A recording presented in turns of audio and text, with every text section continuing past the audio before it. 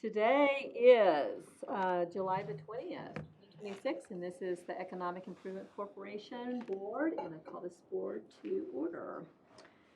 And let's see, I guess I'll just share this with you.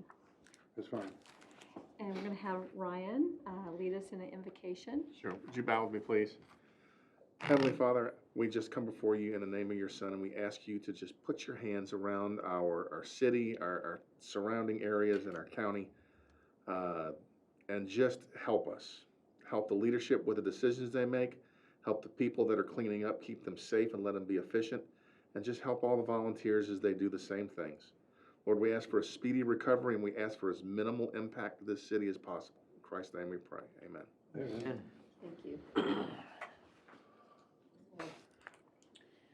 So I was out of town last year on July 4th, and I was out of town all last week.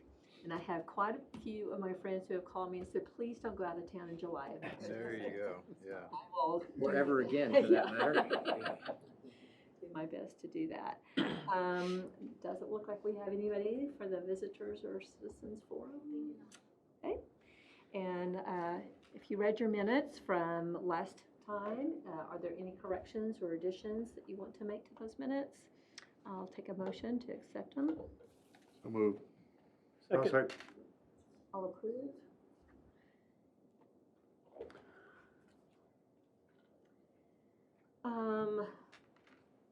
Well, we may or may not have much of a anniversary for the July 4th because we are once again facing another once in a lifetime.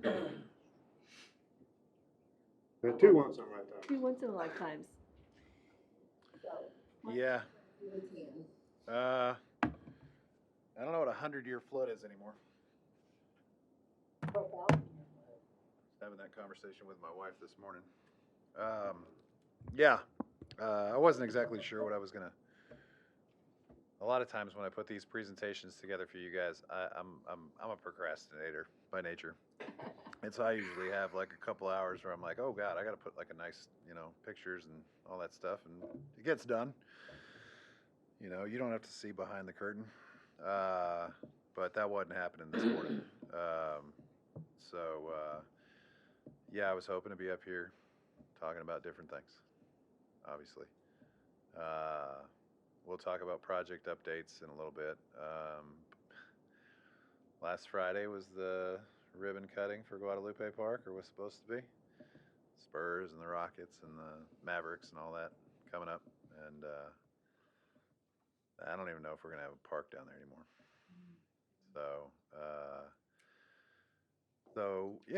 It's an interesting few days. Surveying, I think a lot of you were doing the same this weekend. The damage was different this time, obviously, because the creeks were inundated in a way that they weren't previously. I walked Town Creek yesterday and day before, and Gilbert's right. There is no road. There's some sections of it that still exist, albeit under, a foot or two of debris. There are some sections of it that are just gone. Several of the houses on Shriner Street, met with the owners, and then the folks on the other side going up towards I-10.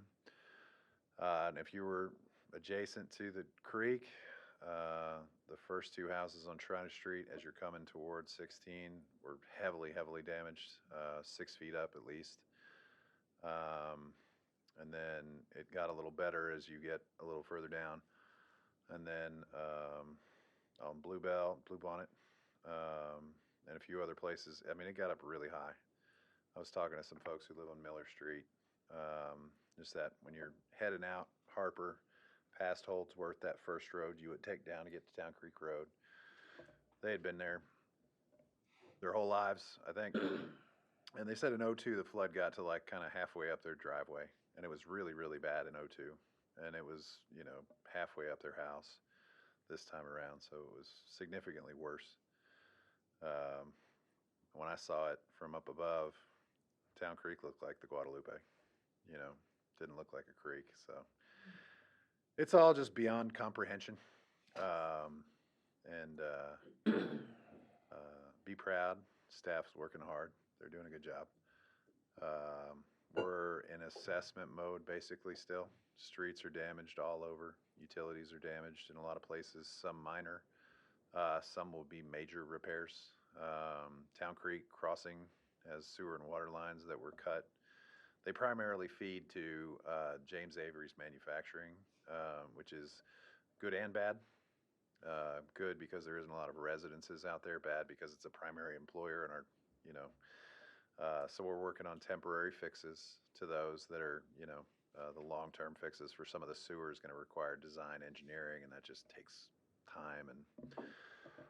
And from a street standpoint, I would imagine that we'd look at our street paving plan for this year that we had and revamp some of that to address some of these larger issues that we're going to see.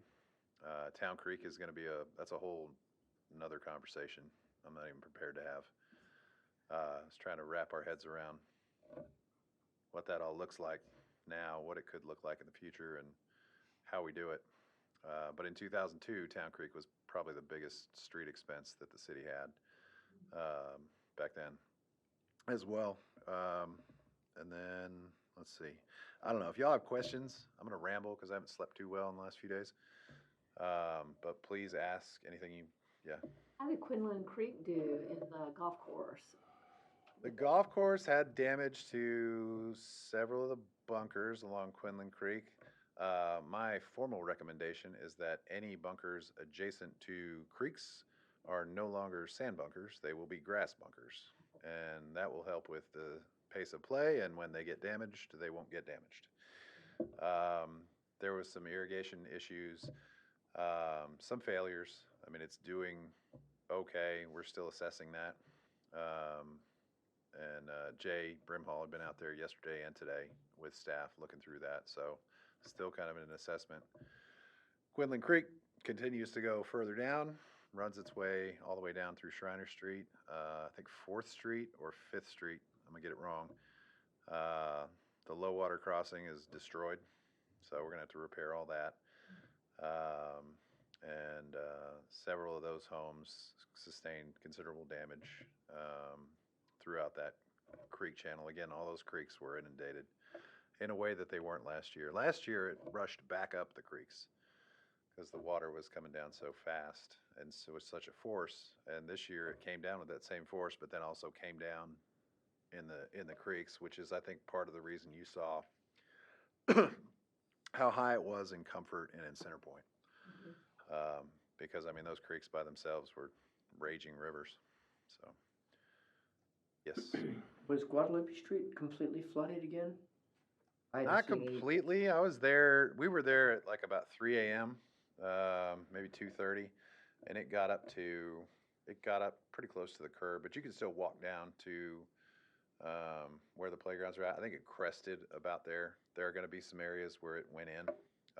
Now, it's a combination of cresting and then Town Creek flooding, and then in addition to that, the neighborhoods themselves, typically the areas where that water would drain, had now nowhere to go, right? So you have that combination, the river coming over, the creeks coming down, and then the rain that's already there, nowhere to go. So it just creates this expanding kind of nightmare.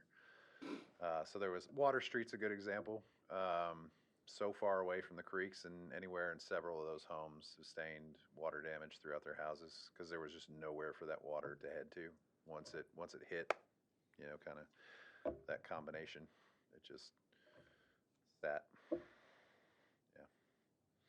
Insurance on any of this going to pay, or is there any insurance for this kind of thing?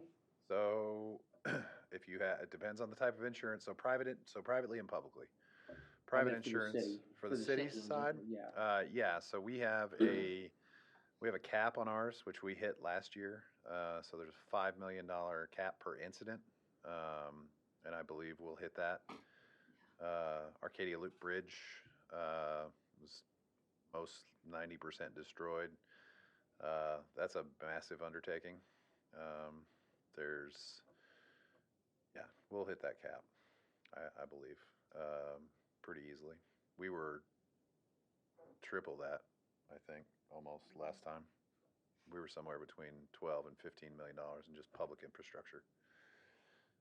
That we Is there anything we can do, and I'm sorry, I don't mean to No. hog all the time, but we got this tropical storm supposedly coming in, maybe towards the end of the week. got your mouth. I'm sorry? Nothing. I mean, I'm just repeating what I'm reading. No, And then Danny. we have this whole super El Nino that they're talking about. This ain't the last time. Is there anything that the city can do to prepare, or is there anything that can be done on the front side, expecting us to get these rains that we're thinking that we could still get for the rest of the year? Best bet? No. Fair enough. The simple answer is no. The larger conversation, I think, is we've been talking about a stormwater fee at City Council and implementing that and getting additional stormwater projects funded, which is a long-term, it's the long-term goal, right? To mitigate some of these issues and divert that water in a more efficient way is one of the bigger priorities. Because if the rains continue to be this magnitude, right, and this intensity, it's a challenge to try to overcome that with, it's pretty severe. And once it overtops, doesn't matter what you built, it's just flowing right over the top of it, and you can't build for, it's extremely expensive to build for a 1,000-year event or 500-year event or something like that. Why? No one would do that. You just, it's prohibitively costly. Now, whether we should call a 500-year event a 500-year event anymore is a good question, but that I think that's something we can do in the long term. In the immediate, I think the warning folks prior to is your best bet, and individual kind of preparation on your properties is still going to be, when the hurricane's coming, right? And you live on the coast. Folks are going out and they're sandbagging, they're boarding up their homes. That's kind of the way. If you're in a coastal town, cities can mitigate what they can, but we really have to plan for the long term. In the short term, it really is kind of an individual responsibility for your own personal property. That being said, I don't know. I think those homes that were damaged would be the homes that would be damaged again if there was another event coming through.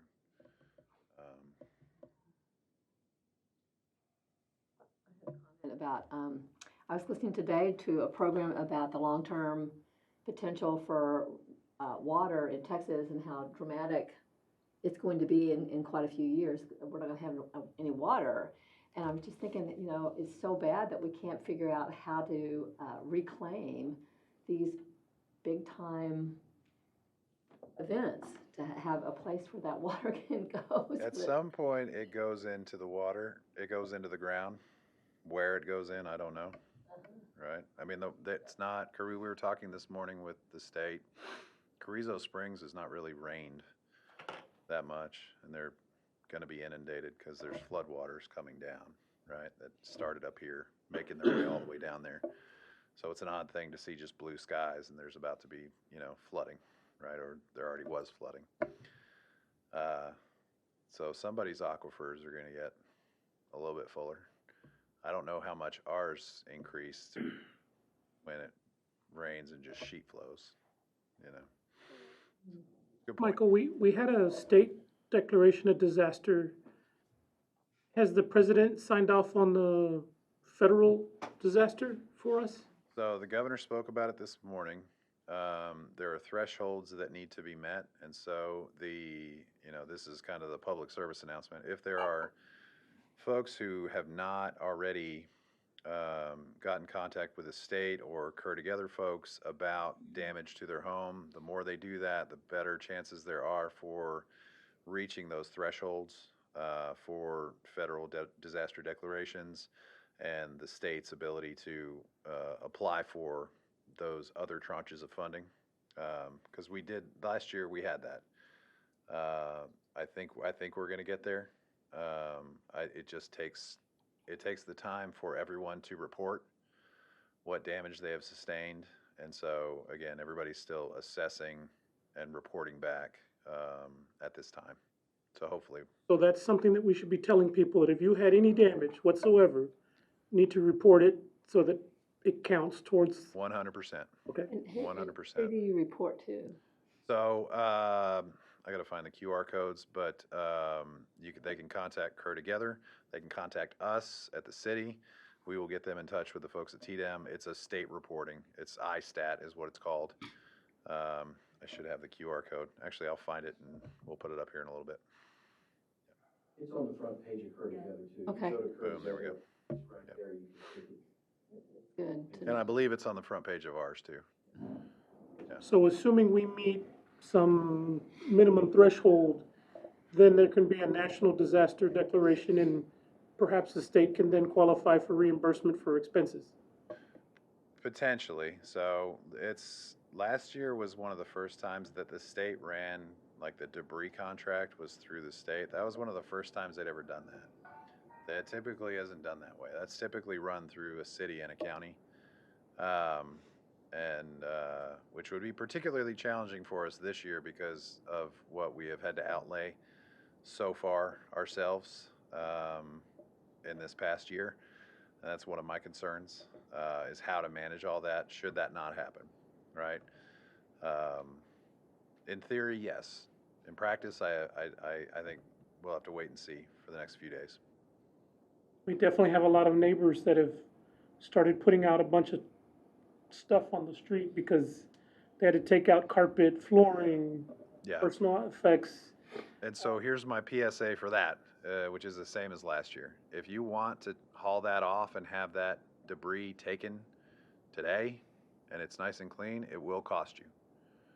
Republic Services, like all trash companies, is not a nonprofit. They cannot eat millions of dollars in costs throughout the country when a disaster happens that they just take that and accept it.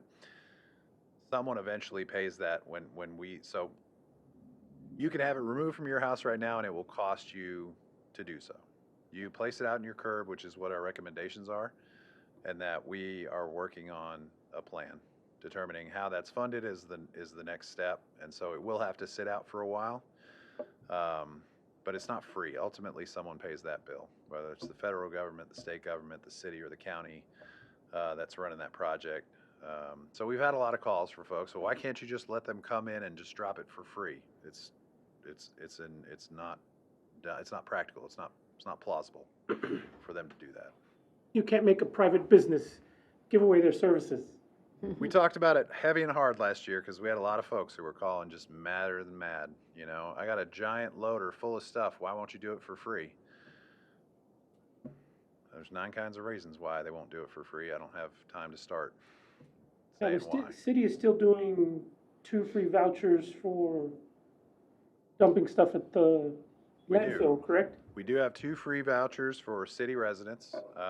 They need to, when they show up, they have to present their ID with their voucher, right? It has to be them. Can't give away your vouchers to other folks. And so, yes, they can do that.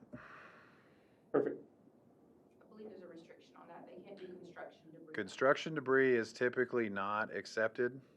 They do take that for a fee. And so, again, we don't have all the answers to all those questions yet. We are having conversations with Republic, with TDEM, with the contractors who helped us during the flood last year. But we have more questions than we have answers to at this point. There it is. There it is. There you go.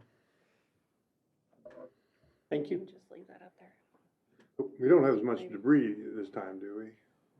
I don't know if that's true, sir. I think that there may be more construction debris this time around. There may not be more tree debris. That was a big portion of what we had last time. So at the river itself, I mean, it's got a lot there. A lot of that was silt and rock that came down. What I've seen from Center Point all the way up into Hunt, there wasn't as much inorganic material, let's put it that way. And that was kind of the big push last time to remove all that was, you know, we had human remains and the vegetative debris, and then all the inorganic material. And so all of that had to go. It had to be sorted and sifted through. The same can't be said of this event, which is there is a benefit to that because I think we can leave a lot of that vegetative debris in the river because it will benefit the river to have a lot of that just decay and act as a, you know, atmosphere for animals and fish and things like that. But we do have in the creeks, there's a lot of trailers and trucks and water truck stuff. But I think the construction debris within everybody's homes, which hasn't, I don't know when that will start making its way to the curb. I think there's going to be a lot of that. There already is a lot. Yeah, it will be less total debris than the last flood. I think it'll be more household debris. Yeah. If I got to do this with y'all next year, I'm going to start looking for another job. This year, I'm set. All right, so you can't go on vacation next July. Okay, I will not. Anybody else have any more questions? Thank you. All right, another probably really tired man. A KEDC report. Thank you, Madam Chair and Board. We will start this evening off with a quick overview of our stakeholder update that was planned. I believe, here we go. So this is the Kerr EDC budget report as of May 31st, 2026, with our current budget and fiscal activity, running in total expenses through May 31st of $185,642. And do want to say thank you. This is as of May and June. We did receive the $93,750 in EIC's final payment of funding. So thank you for that as well. Any questions on the budget summary for May of 26? Okay, we will move into business retention and expansion projects, Project Wolf Creek, which we will have a conversation again here in a little bit. This is a company that's been around in Kerr County for almost 50 years. We had a Go Team visit, which Ryan was the EIC appointee. Had a very nice visit and a tour of this facility. The project is looking to invest plus or minus $4 million in capital improvements in its expansion. An economic impact analysis is being finalized that helps indicate the significance of a long-term loss to the county if this company decides to relocate. And we'll have more conversation on this project in executive session. Project SAVE is one that has been on the books with us, I guess, since I've started about a year now. It's been great to watch. This is a local family that has a technology and software and wearable company, and they have recently made some traction and were able to secure a contract with the pharmaceutical company out of San Antonio, allowing them to hire 2 additional workers to their business, and then hopefully I haven't had an update as of this month, but potentially securing another contract with the pharmaceutical company to then be able to expand their employees by another 1 to 2 employees for their technology and wearables. Project K2 is a primary employer here in Kerr County. Once again, this company is looking forward to a potential expansion plan, and as of recent, have engaged in a local firm to develop a site plan and create capital cost for this expansion. Quinlan Creek Interceptor Project with the EDA, I know the EIC is familiar with that. You probably also know that this was submitted to EDA and is currently under review, and we're just waiting to hear back from the EDA review. Any questions or comments on business retention and expansion projects? Okay. Moving on, we will talk about some recruitment projects. Project Meridian is a local individual here in town that has a family that lives in Kerrville, is looking at what we're calling somewhat of an Uber air service out of Kerrville, Kerr County Airport. This project is Looking for an additional investor. He has two. Looking for a third. Potentially can start this project before he gets the third, but is currently seeking investment opportunities to create this Uber on-demand structured type of service out of Kerrville, Kerr County Airport. And the EDC continues to have multiple conversations with Airport Manager Kurt Griffin on other additional on-demand and scheduled air service out of Kerrville, Kerr County Airport. Our airport, as you know, April of 2024, I believe, was designated as a national airport, which has increased its visibility across the area, and the size of our runway, obviously, and the structure of our airport is going to allow that facility to grow, not only from an aerospace side, but what EDC and Kurt Griffin are working on is additional business expansions, both within the fence and outside the fence with some property that they currently have.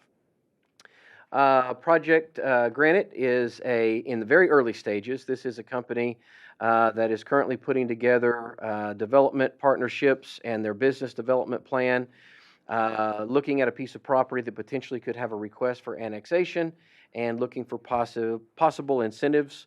Once that business plan gets put together and they represent themselves to us, we will look at this project again and determine whether or not it fits any of the incentive policies, whether through EIC, the state, city, or county. Project WRX, which is Wet Works, WETWRX. If you get a chance, go to their website. This is another veteran family-owned business that has relocated their business from Comfort into Kerr County. Had the opportunity to go meet at their new manufacturing facility. They are what I would call a sewing factory. They build gunslings, bulletproof vest covers, all of the gear that you would see special forces in, that they use for the special forces in the military, along with individuals that seek this type of gear. They are currently in the process of hiring up to 5 new employees in Kerr County to start this manufacturing. So very exciting to see that relocate into Kerr County. Airport development, like I say, been very busy at the airport. Kurt has his hands full. We've met with him with some private investment interests for some additional aircraft hangar development. And this is not just your typical aircraft hangar. This is some specialized, some custom-built airport hangars out on the airport to support a growing need in airport hangar. The developer came to us. Teresa and I met with developers and Kirk at the airport.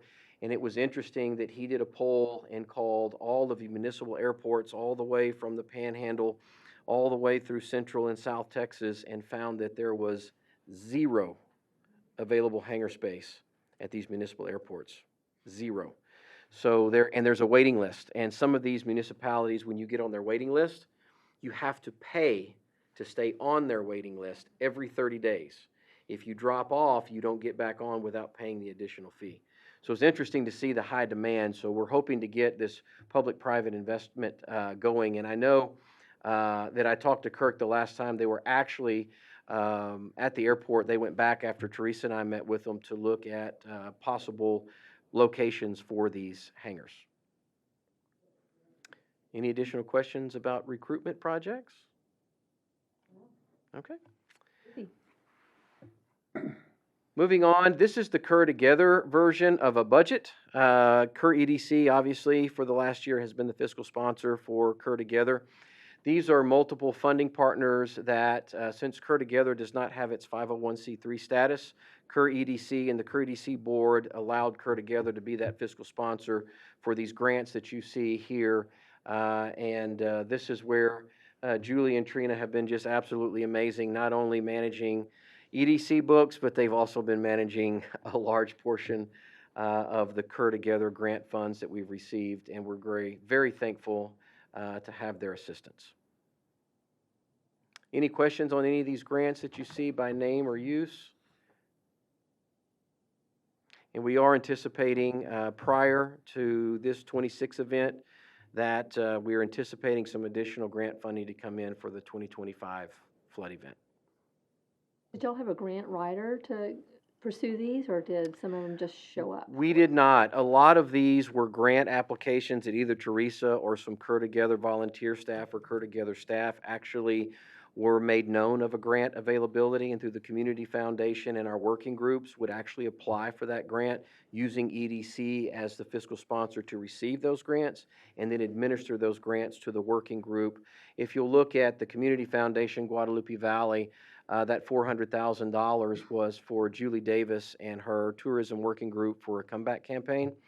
Along with some of the additional funding, the Community Foundation guided an additional $50,000 to Kerr Together for operational cost for 98 Coronado and staffing. And One Star Rebuild, as you can see, they were the very first grant offering, and that was basically a phone call and said, hey, we have a grant available for you. Here it is. Fill this out. And then Teresa, along with Kelly and William and Kim, our consultants, that are on retainer with us, also help fill these grants out.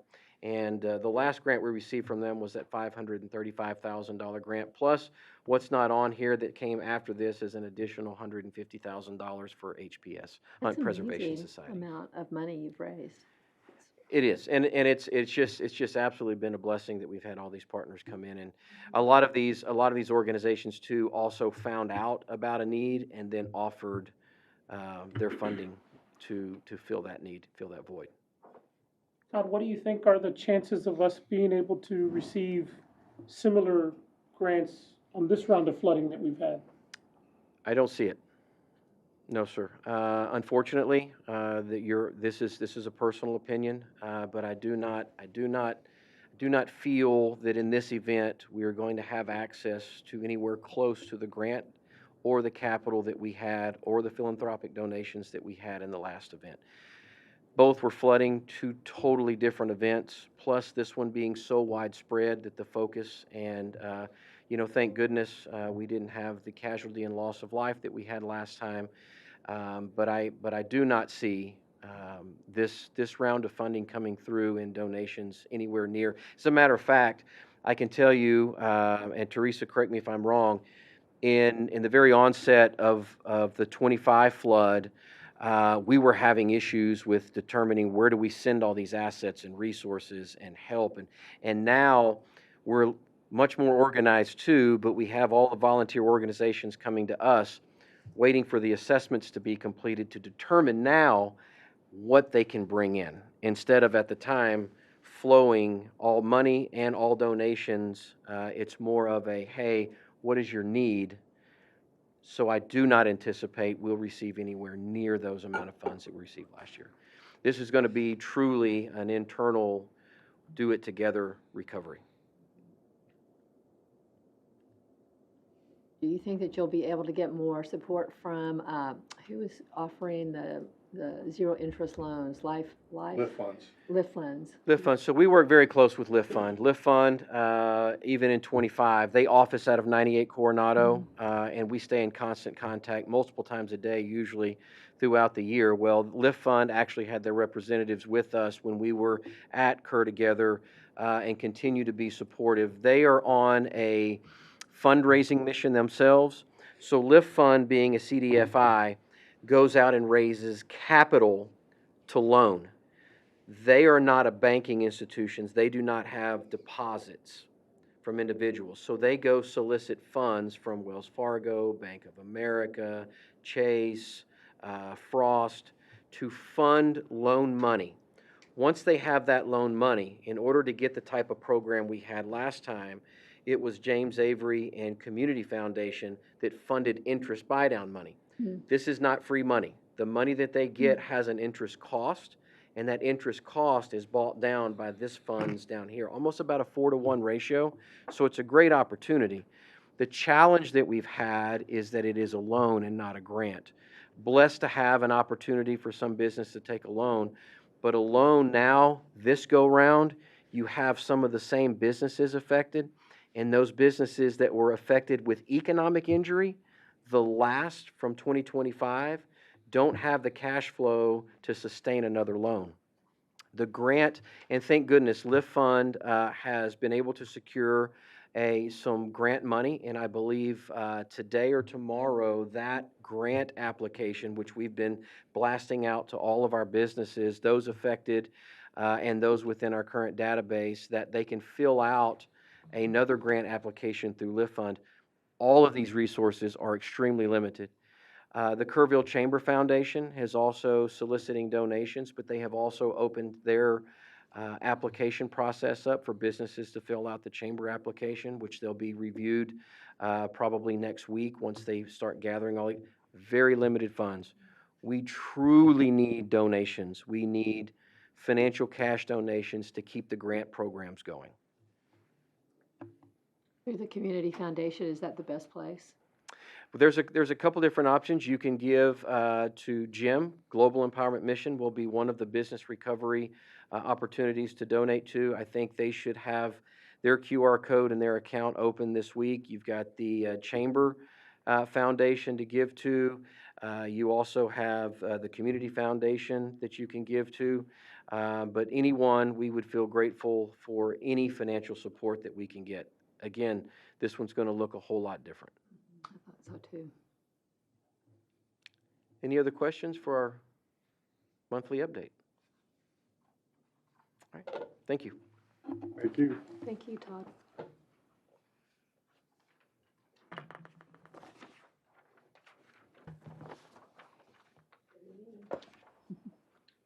Okay, we are at 4C, and we're going to have maybe limited. Yeah, I don't have much. Yeah, we're still assessing Granger McDonald. They're all kind of small. We hadn't risen to the. We're looking at them, but I don't know what the assessment is yet. Right. Yeah, they're moving along. I How's will the have a pool, how's the better. pool coming? It's probably full of water, to be honest, right now. I mean, it's moving along. I saw it last week, not last week, yeah, early last week. It's funny in the final stages, as you're getting to the end, it always looks the roughest, because it's just a mass construction site. They're still working on both sides of the buildings, but they're well on their way.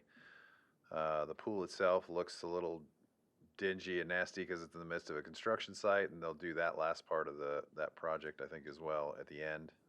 So it is moving its way along. Probably have some delays this last week, for sure. Fortunately, in the process, we've already pushed through the summer, and so I needed to get done, and we need to do it on time and on budget. That they're gonna have some rain days added because of this, but we're on our way. Y'all have any questions about any other projects? See what I can recall. Shriners, I have an update from Shriner. Their Center for Talent and Workforce Development. I think they're going to come in October, September, October, to come and give a presentation. The head of the program, and Are they using EIC money to do the upgrades to Eddington Gym, even though they just finished it last year? it's done. So Yeah. They did use part of the EIC fund, so $3 million went to Shriner. About 2.2 million of it went to. Now you're gonna test my memory. 800,000 went to Talent Workforce Development, and about 2.2 went to the renovations on the gym. Well, it was all a new gym, wasn't it? Yeah, well, it was a Inside. renovation of the Eddington gym. Oh, Is so what it- EIC well, paid structure for. already existed. It did. It didn't have the infrastructure in place to have coaches' facilities and things like that. And so it modified the gym to better fit the needs of the future football team and the training room for the team. Any other questions? Besides Guadalupe Park, was there any other projects that we've recently finished that were damaged in the flooding, Michael? Yes, sir. I think every park at some point sustained some damages. AC Shriner House had some damage to the basement drywall. there was water inundation in there. The pool project is obviously a little slow. We're getting close to a starting point for Granger McDonald, but we're not there yet.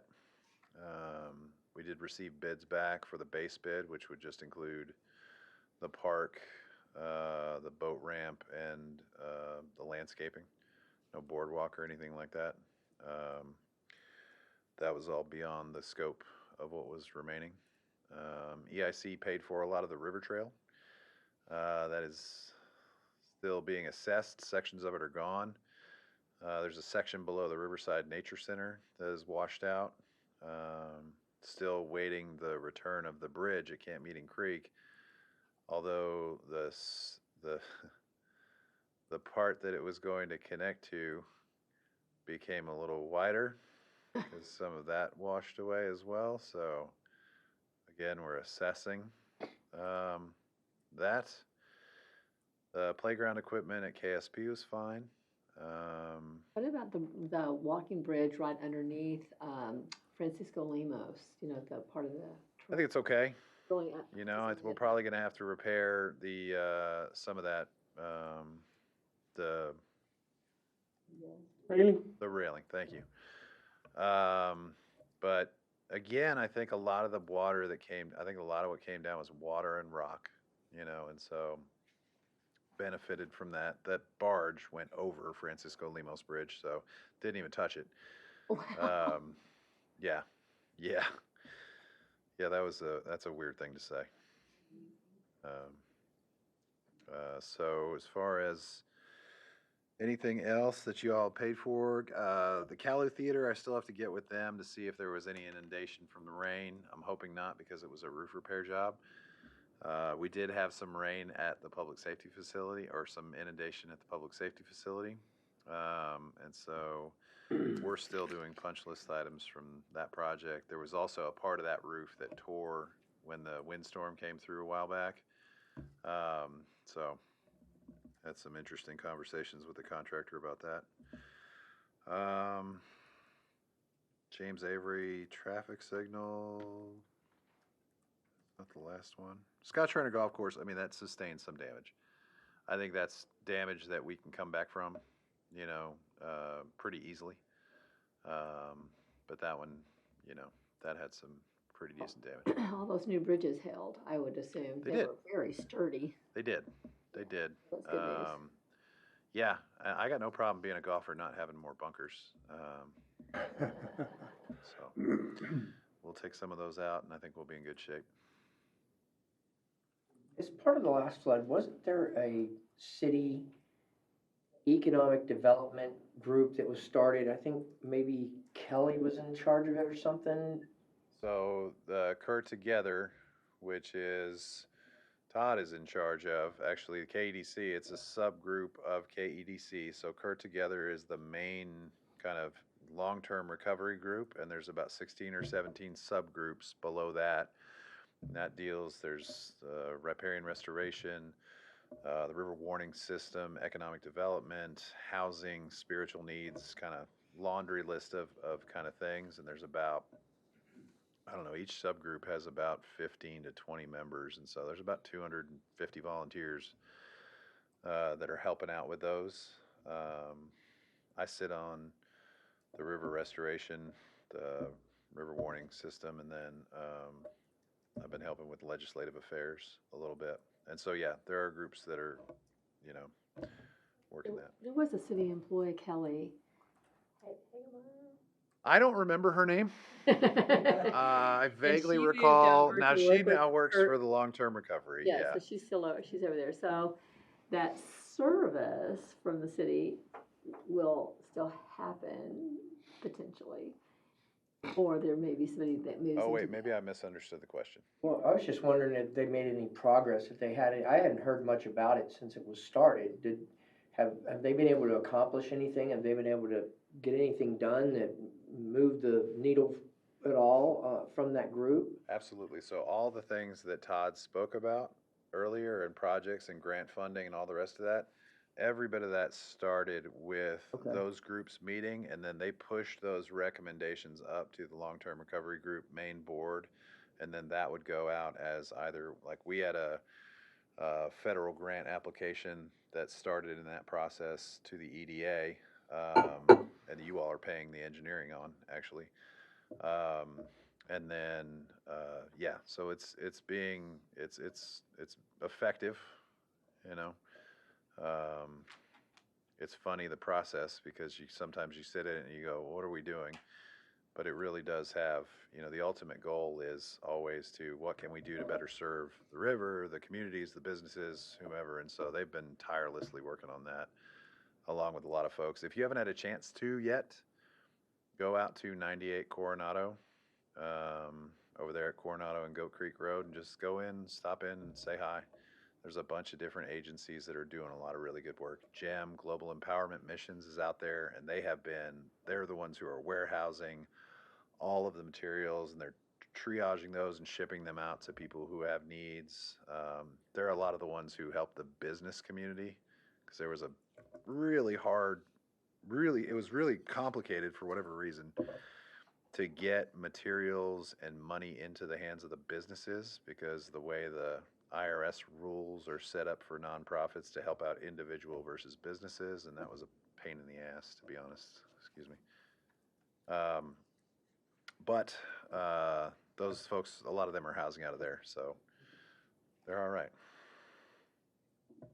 On the topic of Kelly and her old position, I think our last meeting, we talked about a replacement since she left to work with her together. Yeah. Have we made any progress in finding a replacement for it? We have absolutely made that, and I don't even know in the mix of all of this if the press release went out, because it was supposed to go out probably about the time we were all ramping up for the flood. Her name is Wanima Martinez. She is coming from the city of Mesquite. She's done downtown economic development, TERS participation, worked with EDCs. She's sharp. I hadn't made the offer to her yet, and she was at our city manager's annual conference, and she won the Associate of the Year award. And I was like, all right, hit send. And you said yes already, so you're bound by it. So she'll be coming here August 3rd. That'll be her first day. Excellent. So I am very excited for her to come on, because we have a lot of needs for downtown businesses. We need to have a TERS board meeting. We need to kind of set up some time to talk that through. And our TERS board president, Judy Eichner, is here in the audience. What can we do? How can we help those businesses downtown that are affected? And TERS can specifically help out with that. So I need Wanima to help me with those things. Have some businesses to work with right away. Yeah. She had some really. I'm really excited, actually. Yeah. Good question. All right, are we good? Ready to move on? Thank you, Michael. Yes, ma'am. And so Trina is going to do our financial report. Hello, how are y'all today? Good. Hope you're holding up. Okay, so we are looking at June financials. Right here, we are on the sales tax revenue bonds. And basically, interest revenue for the month was $26,643. Your project expenses down in the next section total $391,000. We paid out some more Olympic pool renovations that y'all spoke about, and then $39,000 for the Granger McDonald engineering services. So project expenses minus the revenue bonds leaves $6.241 million. Interest earnings minus your arbitrage liability is $1.45 million. So things are rocking and rolling. I think I have some updates on some of those projects when we get to budget, as Hornis already gave you, but as far as financials, we'll talk about that a little bit more. All right, moving on to operational dollars. Your statement of activities for June looks like your sales tax was $445,758 for the month. That is actually down 6% from last June. Looks like manufacturing was down 50%. They had a little bit of, manufacturing category was up, I think, 10% last month, down this month. So retail trade was down also 7%. But again, as I told y'all, it just depends on how that business set up their sales tax ID number of what category their sales would drop into. So it's kind of up and down all over the place, but we're just tracking by category. Sales tax year to date is $3,932,000. That is better than our estimate by approximately $113,000 for the year. So that's doing pretty good. Your next revenue down is your interest income, $21,484 for the month. Year to date is $231,000. So we're better than our estimate by about $50,000. All right, down to the expenditure section, $18,000 for your City of Kerrville contract, and then your monthly debt service of $213,000. And there were no project expenses out of the operational funds this month, so that is zero. Your net change is a positive $235,000 for the month. All right, on to cash flow. Pretty basic here. So your ending June 2026 ending cash balance is $5.27 million. And we did go ahead and add in the proposed budget numbers over to the right section. Looks like across the board you would be close to $5 million or up each of the quarters there. All right, and then to your financial analysis. So top left chart is going to be your sales tax, comparing the fiscal year actuals and the budget estimates. Right now, the rolling 12-month average is about 3.9%, 4% per se. And then the chart to the right are your projects with the total remaining commitments, so what we have on the books for the moment. And then your bottom chart is your cash and investments. So tax pool yield this month is 3.8%, which is actually up 2 basis points from last month. And we did have a pool representative come by a couple months ago, and he said they actually thought that the market was going to tick up. We would not see any more cuts anytime soon. You did have a commercial paper that matured this month in July, and we did reinvest that. It was a $1 million piece, and we actually bought in for a 2-year period this time. We talked about just holding the funds since we're trying to keep a minimum balance at all times anyways. But that 2-year note was about 24 basis points above the one that just matured. So we'll hold on to that for 2 years. That's a good return. Alrighty, and that is pretty much all we have for the monthly financials. We do have our rescheduled general fund budget workshop this Friday, and we'll talk more in depth about everything, property tax, sales tax, all the good stuff. And obviously we'll have to make some swings because of the situation we're in and consider a lot of things. All right, any questions? Be sure it won't be there. Yeah.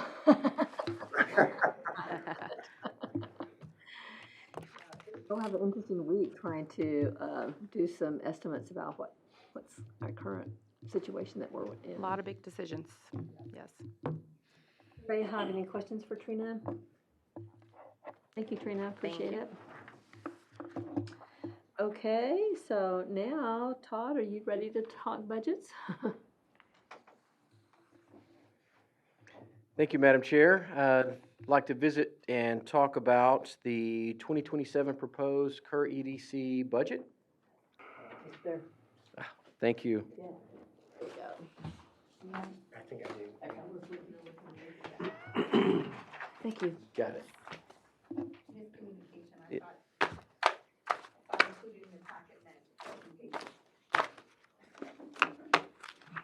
Okay, Madam Chair, does everybody have a copy now? I believe everybody does. Yes. Thank you.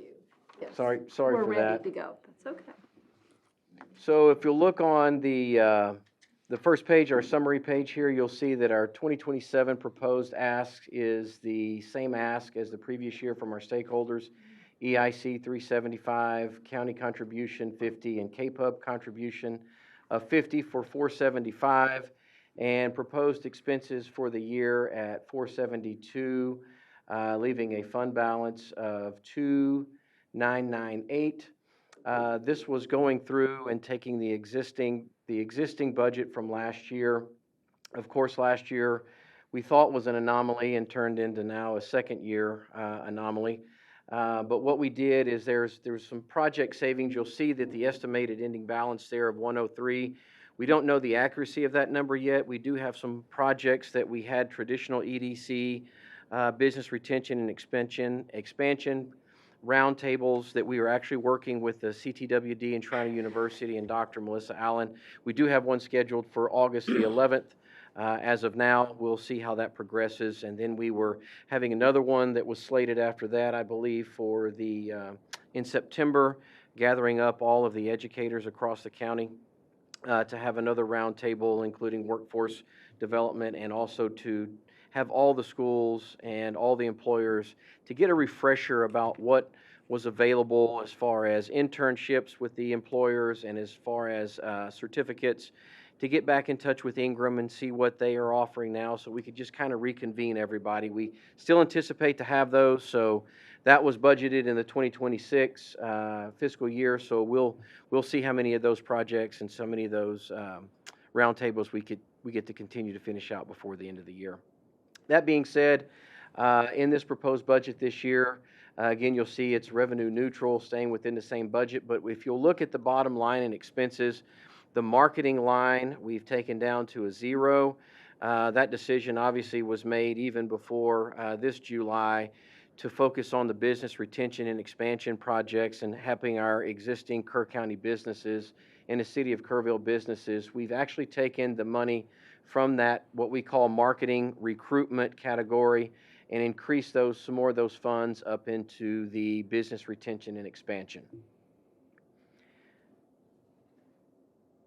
We also, too, within the narrative, if you'll look to the long-term funding strategy, the EDC would like to ask the EIC board to consider using a EIC contribution of $375 and factor in a 5% escalator per year. And we would like to ask that the EIC hold those funds. Those funds are not necessarily for our operation budget itself, but for special programs and projects that we look out to the horizon for our strategic planning. At a 5%, it would be 5% based on $375 as a base ask, and those funds again be retained by EIC for future use by the EIC, by KEDC's request, and only approved through the EDC's board. Not just money that we get for operations and maintenance, but it would be due to the EIC board. We came up with this obviously thinking if there was ever another disaster or another, we don't know what the next year holds as far as needs. So it was almost like a KEDC account that EIC would stay in control of until we would come back at a later funding request for those funds.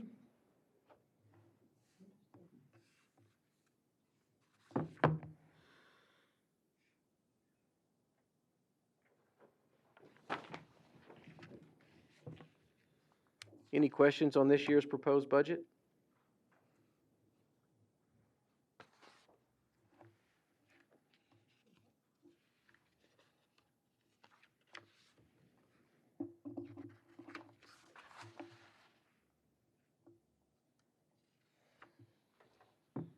I have a question on the reserve policy. Yes, sir. Are there other sources of funding you could look to so that you could actually build that reserve fund? We And are possibly make this self-sustaining? We are looking, as a matter of fact, we are looking at several opportunities for that. Grant funding, additional opportunities to fund EDC. We are also retaining a fund balance. Both myself and the EDC board want to retain a fund balance. We are actually working on a reserve policy. We do not have a reserve policy currently. We actually have a policy committee that is looking and reviewing all of our older policies, and will help develop a policy for retained funds at the end of the year. We're currently going to be sitting at approximately 286 going into fiscal year, our proposed budget 27, fiscal year 26-27. But we have often, at a board level, even for myself many years, to look at other ways to increase our funding through other partners as well. Couple of challenges with that we haven't got quite the kinks worked out. If we'll go back, we looked at, Teresa and I found old KEDF We were going back through when the USDA was in town and recognized a lot of the old KEDF, which was actually reconfigured in 2010. It was been in place since 1995 and was rescoped to our current bylaws and our current structure it is today in 2020. In 2010, we had a lot of private funding at that time, and I believe the board at that time consisted of somewhere around 20 board members. Everybody that would participate locally got a seat at the table, per se, so that if you were a funding partner of the EDC, you got a board seat. So we're kind of looking at ways of how do we go potentially solicit the business community, some of our large employers to assist funding. We just haven't, so from last year to this year, we just haven't found a way that actually physically sustains that funding. So when it was changed, the business community that was funding it lost all input, really.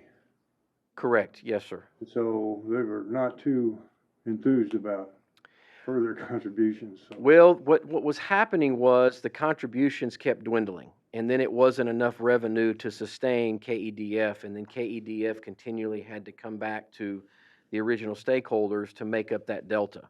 If one business didn't fund, or 3 businesses didn't fund, or they cut their funding, it continually, Guy Overby was continually on, he spent his entire time just trying to search for funding just to keep the organization alive. So it was not enough money to do much, and so it was a downward spiral. It did, and that's when the council and EIC at that time decided to change the structure and have a more solid funding source. Just lost incentive for the private contributions. Yes. And so where does this ending fund balance, what does that go into? I see that you've raised like your general operations costs. That retains in the EDC bank account, and that is not accessible by executive director or deputy director. Anything that those funds are used for has to come at the direction of the EDC board. Those potentially can be used. We've got it outlined in the narrative. If you'll look under the reserve policy, economic development, project support, business recruitment and retention initiatives, matching funds or state or federal grants, strategic planning, special studies, organizational capacity building, or other board-approved economic development operations. Potentially to be used for grant matches if we were able to go out and get grants for the EDC, whether it be for any type of program. Some of the grants are either 10% up to 25% match. The EDC board would run into those reserves in order to do that. So is your balance cumulative? Like, do you have a balance now of around 650,000? No, ma'am. Our current balance right now is, Yeah, this is Oh, that's the fund balance. yep, 182. Okay. You're estimating to be 286 by the end of the year. By the end of the year, depending on, if you'll look at the bottom of that line under net revenue expenses of 103, that is a guesstimated number. It depends on how many projects or what we get done. Our fiscal year actually ends October 31st. So between now and October 31st, that number could change. That's just an estimated number. And so what increased in your general operations? Like maybe 100,000? So it's on this other page. Oh. So like this.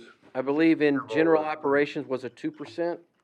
Yeah, like 2%. Yeah, it's $10,000, 2%.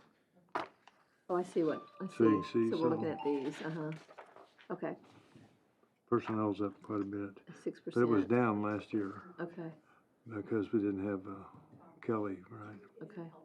So it's going back Oh, up yes, more in line to if what you'll it look was at here. the, under salaries the is a big- personnel operations, under the group insurance, was a 76% increase. Myself nor Teresa were on the health insurance last year. We will, moving forward this year, we will be on the health insurance.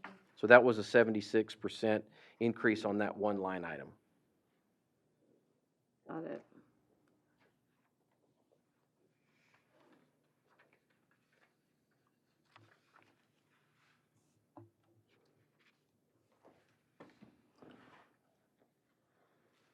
So the reserve, the 5% that you're asking the EIC for would be in addition to this fund balance that you have.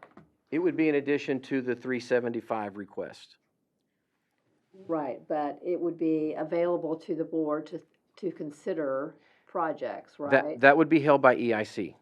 So, That would be held by this board. Right, but you would already have, like, starting, November 1st, you're thinking that you're gonna have about 300,000, Correct, In your about 286. and then the 5%, I mean, it's maybe $20,000, right? I believe it's about 18.5. Yeah, so it's not a whole lot, but you would be able to look at a project that potentially was right around 300,000. Yes.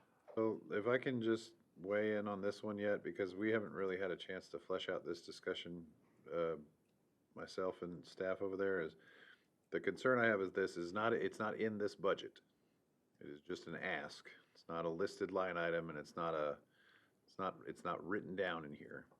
Be something in It the is- EIC budget, not in this budget, almost. Yeah, but the problem is when you all spend money over $10,000, that's a project.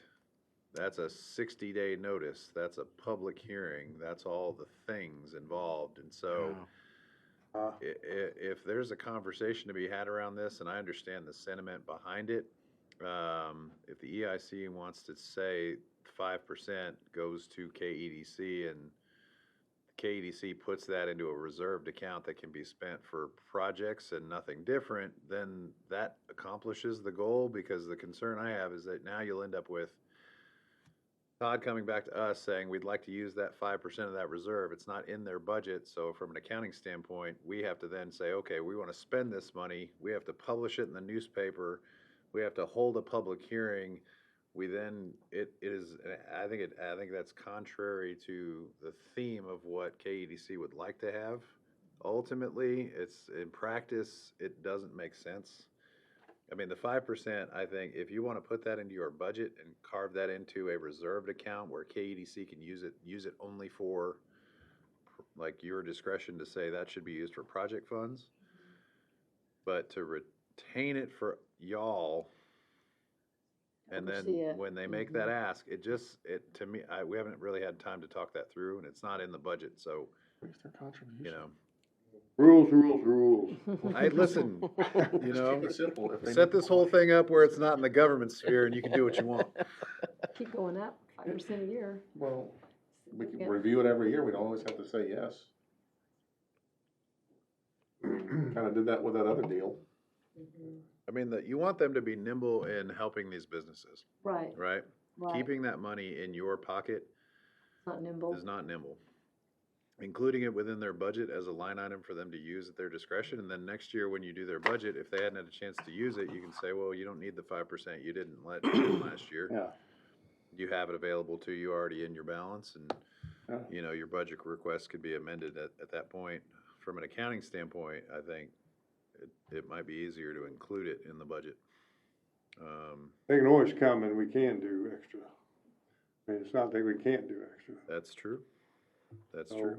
But, But they I might think- set a goal for how much of a pot they want as a reserve, and maybe not, so that maybe they'll get there the first year, but maybe if it doesn't get used, well then, maybe there's a max or something. Of course, it's like it'd be one time a year in the budget you'd be asked for. It's really, Yes, sir. it's really, I mean, you wouldn't ask for it till next year. You're not asking for it this year. Correct. Okay, so you just would ask for it every year, and then we would just. And I meant to have this conversation with Todd before we had this meeting, but I forgot entirely about it. And then I didn't remember it until y'all started talking about it. So, We had a few things happen. Well, anyway, we got time to think about it. Okay, so really, we don't have to make that decision this year. But I think what you're hearing up here is some interest in Okay. supporting you in having a reserve. Okay. And maybe taking some time over the course, at some point in time in this next year to create a plan That's great, and we can also get with staff and find out the logistics of how that would work best, obviously for EIC as well too, and the use of those funds.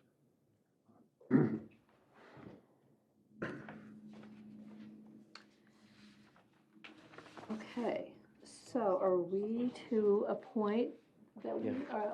need to go ahead and vote on this month, or do we vote on it next month? You can ask for, they could ask for that extra and y'all could put it in there right now if you want to. I mean, vote on You could- what's presented. You can increase that to 5% if you felt like it, or vote on as presented.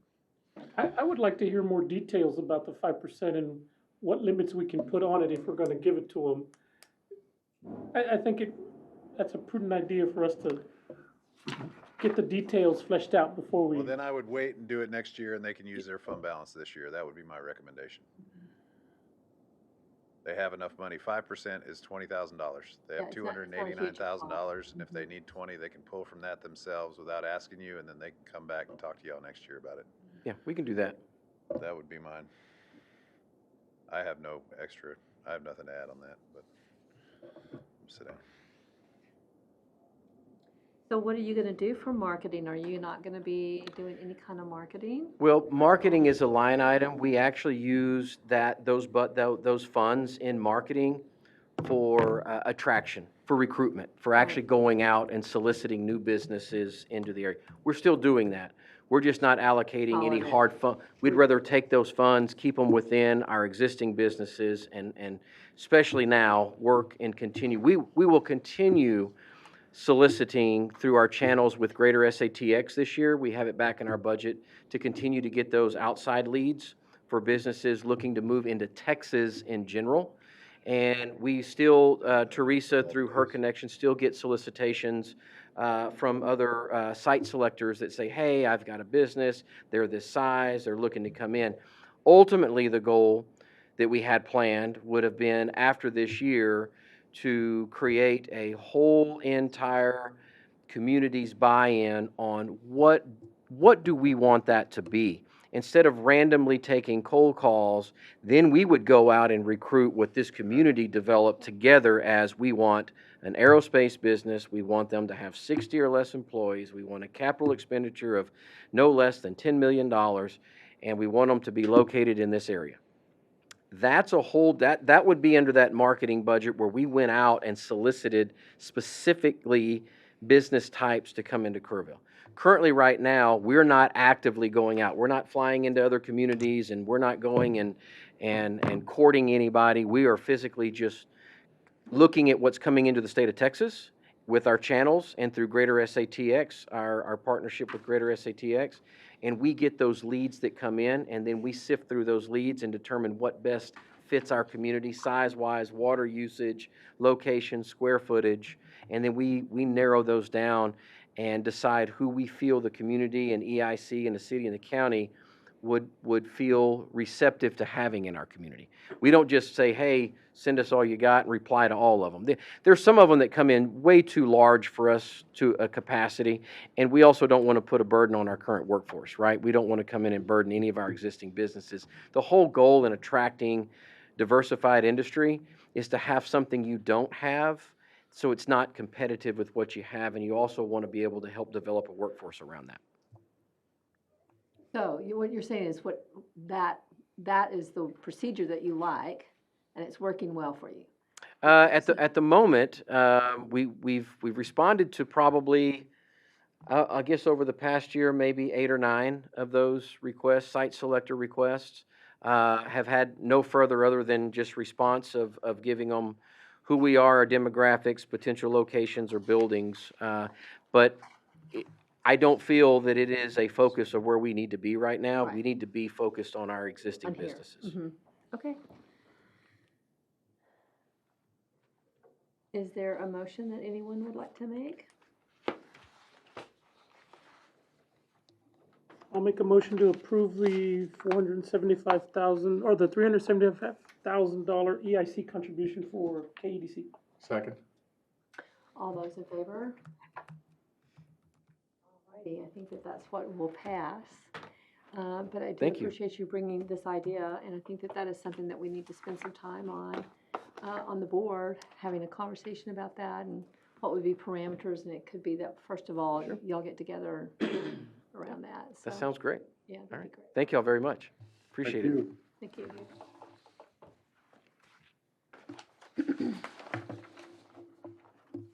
Okay.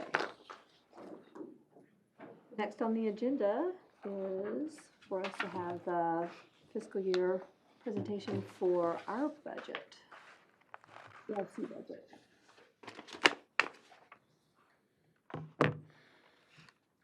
Alrighty. So we are looking at your budget. Okay, 2027 proposed budget for the Economic Improvement Corporation. This budget presented to you will encompass the quality of life revenue bonds as well as the operational revenues and expenses. It is a deficit budget by $500,000, but that's just due to the nature of the projects. You received revenue bonds in 2023, so that cash is no longer coming in, but you're spending the money after the fact. So that's going to be a natural deficit. Proposed revenues for 27 is $5.8 million. We are anticipating sales tax revenue for fiscal year 26 to end approximately 3% more than the budget. But for 27, we're going to propose 2% over that estimate. So I guess if you want to say 5% over 26's budget is where we're going to go for the 27 numbers. So at one point in time, you were just being flat. You were doing flat. Yes, and I have some stuff here. Yes, we were. When we project out, we want to be super conservative, but with the trends that have been coming in, we have been 5%, 5%, 4%. Right now, we're at 4% over last year for the moment, and then I have some more coming for sales tax. I'm gonna give you some more analysis on that of why we're projecting this. Okay. Okay, and your other revenue is your interest income. This is combined quality of life revenue bonds as well as your cash in the bank and your tax pool account.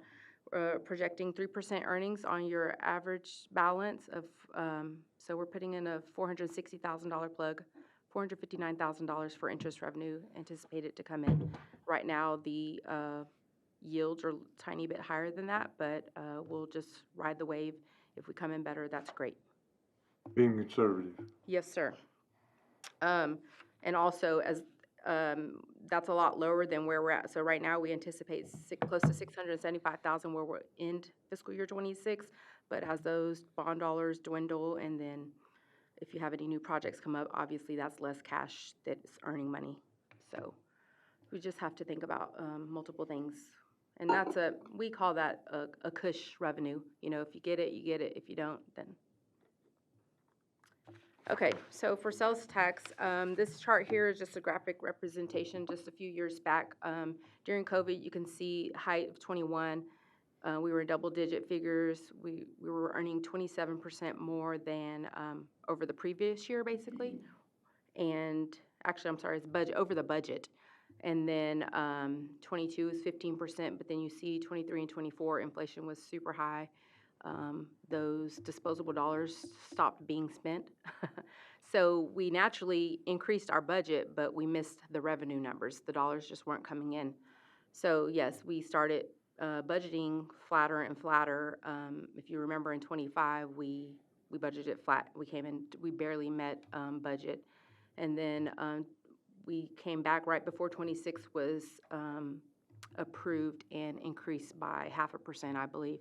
So right now, we think by the end of fiscal year, we'll be at 3% over the budget, and we are going to be risky, per se, and increase 2% over that number for fiscal year 27. But this is just a trend, showing the trends of how the things we look at year over year, and not one year is the same as the previous. Yes, one of my concerns about between 25 and 26, we had all of those people who were coming in to support recovery from the flood, staying in our hotels and eating here and doing that. And I'm concerned about our ability to attract tourists with this second flood, and we don't have all of those people who are going to be staying in our. So we actually, we have this year have been trying to distinguish what is flood recovery dollars. If you remember, the food market was not performing because everybody was giving out free food, you know. The pantries were Yeah. giving out household products, and restaurants were down because we had, you know, the chefs in town serving a lot. But even so, we feel it's a pretty good number. It's not too wild. It is performing right now, and we will have the aftermath of the flood still to, those dollars still to work with. I mean, it's gonna happen again. We're gonna have a same situation. Inflation right now is at a 3.5%, as of June. The sales tax coming in is right at that, and I know we always try to make that correlation. So we feel like it's right on point of what is happening in the market. And we do have the Academy store fixing to open up in August, as well as, again, the flood sales after construction. And, you know, we don't know what's to come. We really Right. don't, but that is the anticipated projection. We are following suit with what the general fund is going to propose for your dollars. It's the same pot of money that comes in. We just divide it up for your third share of it. Yeah, I'm concerned about whether or not we'll be able to have the triathlon again this year, which is significant. Parks and Rec is discussing it with them at this point. They're talking about doing a duathlon. So, I don't know. We have a little time. There's no barge there to get in the way any longer. So, I was gonna say, the river probably is the least problematic by Yeah. end of What about September, some but the businesses river not trail coming is pretty problematic. yeah, there's so many problems with, now it's a different problem, right? So, I mean, I think we could have sections of the river trail back open enough to do it, but it's not a full 7 miles, you know, or whatever. It's half that, you know, you'd have to kind of run in circles, I guess, or pick a different route. And then the street segments for the bike are damaged depending on where it's at. So there's some challenges in there, so. Yeah, But- I mean, I know that's a pretty large influx of sales tax. But we didn't have it last year, so. Well, it does take a lot to get to a number anyways. $1 million in sales tax sales is a $5,000 tax that will come back to you. So Right, I got it. it has to take a lot of sales out there before it really comes back anyways. Got it. Right, got it. Thank you, Julie. Thank you. Okay, But thank you. Yeah, it's a very volatile revenue, so it's very hard to project. Okay, so for your expenditures, it's $6.3 million that we're proposing. Your top section here are just your administrative costs that we pay out monthly and regularly. So in your miscellaneous category are your arbitrage and debt disclosure fees and any supplies and small things that would possibly come through. We have not spent a lot on the little small things in the past years, but we do have a little set aside for it in case. Legal services, we've plugged $10,000 in the instance that something comes up and we have to get some outside counsel. And then training is always there, also $10,000 plug we have for you if that is something y'all wish to do at any point. Right now in professional services is your City of Kerrville contract, and that does have a 4% increase per the contract over last year or this current fiscal year. And then we also have plugged in the additional $105,000 for the EDC manager position. So a total of $335,597 for fiscal year 27 for that contract. And since KDC stayed with the $375,000 ask, that is flat with fiscal year 26. Total administrative $736,000 for fiscal year 27. And debt service is $2.5 million for the year. And that is all four series you have, the Quality of Life, 2 River Trail, and then that sports complex. I believe 2030 is going to be the last payment on those 2015 series. Uh-oh, sorry, Siri. Okay, and then, down in the project section, so this is gonna be both operations and your revenue bond. But the top section is operational. So, Travis Street Pump Station did speak with engineering to see what the timeline is on that, and, they did get the notice to proceed with construction this month in July. Substantial completion May of '27 expected, and then the final completion in June of '27, so next summer. Okay, and then Shriner commitment schedules, we did, they strategized on those. So this is payment 3 of 5. These are a lot smaller payments on the back end. 102,000 and 272,000 for those athletic facilities and the talent and workforce program. And then Lennar's annual second payment of $750,000. That was a 5-year contract. This is year 2. And then, hopefully we pay out James Avery's in '26. I don't know. But if not, I have it plugged in for '27 in the instance that it rolls over. And then, Quinlan Creek, wastewater line, engineering doesn't expect to spend more than $25,000 this year, so majority of that will roll into fiscal year '27. And then down to the next section are your revenue bonds. Olympic pool substantial completion, August of '26, as Hornis, stated, as long as all the construction keeps proceeding. And, we'll just have remaining retainage and stuff to pay out, after this. And then Granger McDonald, I guess, is up in the air of what's gonna take place with that, but, construction bids, as he stated, are over what the original base proposal was. So there you go. Net revenues and expenditures is $500,000, or negative $500,000. All right, any questions on anything specific in the budget? Like on the Granger McDonald Park, they were allocated 2.2, so do we not think that that will be in the 2027?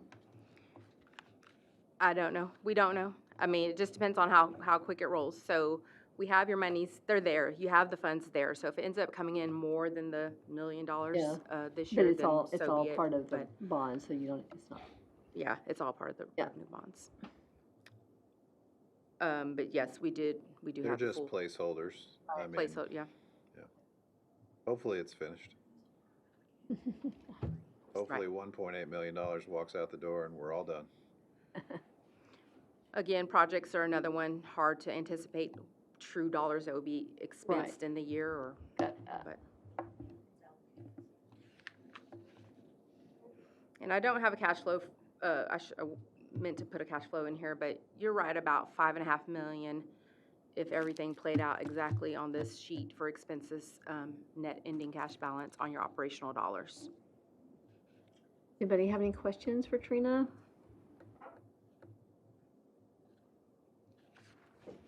So, does anybody want to make a motion? I'll make a motion to approve the budget as submitted. All those who approve? All right, passes unanimously. Okay, thank you, Trina. Thank you. And here we are to 6, an executive session. We're calling an executive session today to discuss a project with KEDC. So do we have a place that we want to move to? Miss Eichner, do you mind waiting in the hallway and we can do executive session in here? Okay. Thank you, Judy. Let's wait until that green light turns red. Thank you. Yep, thank y'all. So we'll be doing this in regards to real property? Yeah, y'all might want to make a motion Right. to go into executive session. Okay. But just that one category would do it? Right. That's my understanding. All right. Okay, so I'll make the motion. Okay, Kent makes the motion to go into executive session. Yeah, based on, section 551.074. Oh, no, I'm No, wrong no. line, wrong line. 551.072. 072, 551.072. Okay, Regarding do I real have a property. second? I'll second. All those who approve? Okay, we are going to go into executive session. Okay, we have adjourned the executive session and no action was taken. And Is there anything that people want to add to any future agendas for us?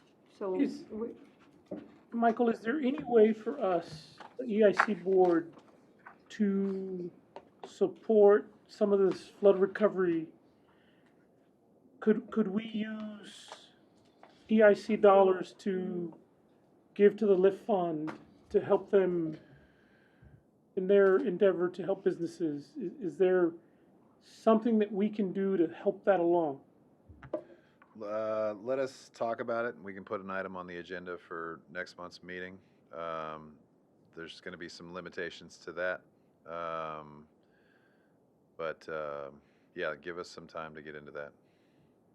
I'd like to see that for next month if you can, because Yes, sir, absolutely. anything that we can do to support small businesses, and I know that this flood was a lot worse for small business here in town than the more last of them. one. More of them. So there certainly are things that we can do for small businesses, and we'll Friends. actively start working on We all that.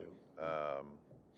We were thinking about TERS meetings, actually, specifically for downtown.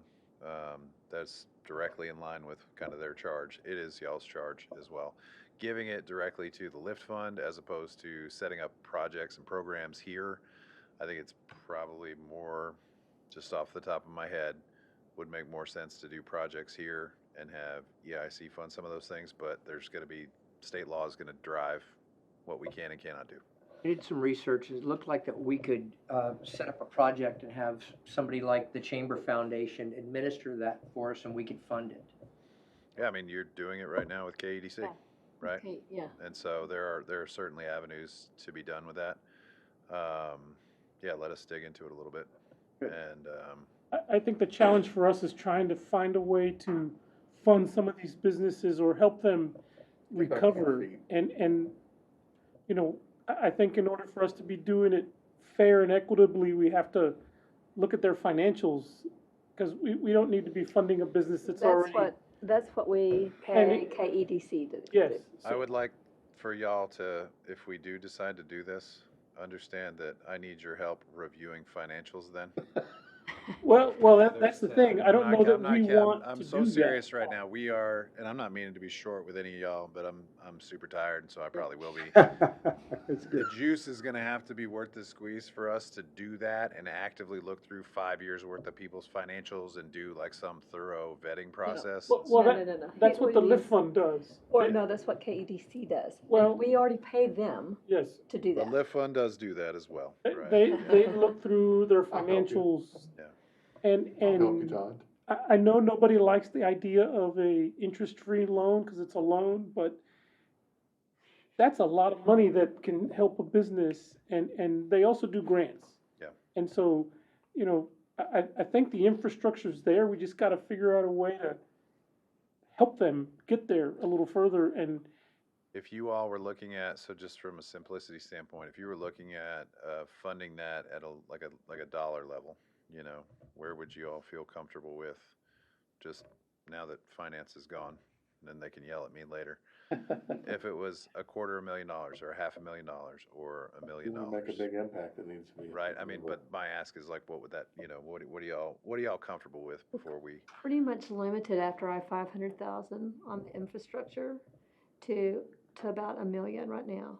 It's about what we have. And that would tap us out for pretty much And- anything future. It would tap us out. But now is the, I mean, What, not if for anything was nothing. now gonna, is the this would time. be it. yes, I think if there was ever a reason to, Go. But it taps us This out is of it. doing anything on Louise Hayes. I mean, I think that's something we really need to consider.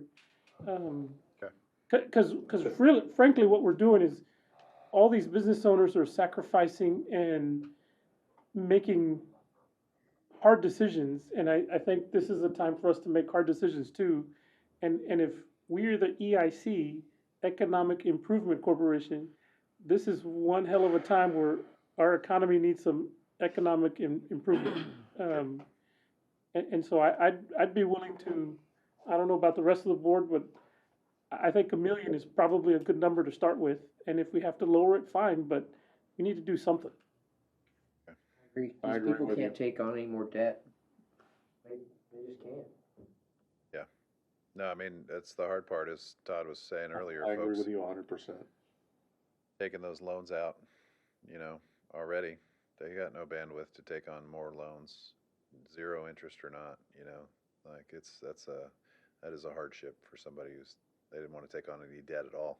Well, I think some businesses are gonna have to do the loan route, and some businesses can do the grant route, and if we can help the LIFT Fund do a grant for 25,000 to get somebody back on their feet so they can put their employees back together and employed and working, I mean, that's a small investment for us to make to keep people employed. And our focus is primary jobs. Primary jobs, and quality of life is important too, but at this day and age, this time right now, we need primary jobs. We need people working. Yes. And it's small businesses are We're gonna 85% of our businesses, something like that. Absolutely. I think we're at almost 90% are small businesses, so. 90% Give us a little time.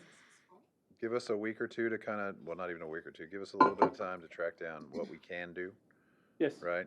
And then I will get with Celeste, and if we need to have a meeting prior to, I don't need us to stand on ceremony and wait for a monthly meeting. If there's an interest in doing that, we can have a special meeting to kind of get that ball rolling. That would be good. Okay. Yeah. Yes. Okay. Thank you, sir. Yep.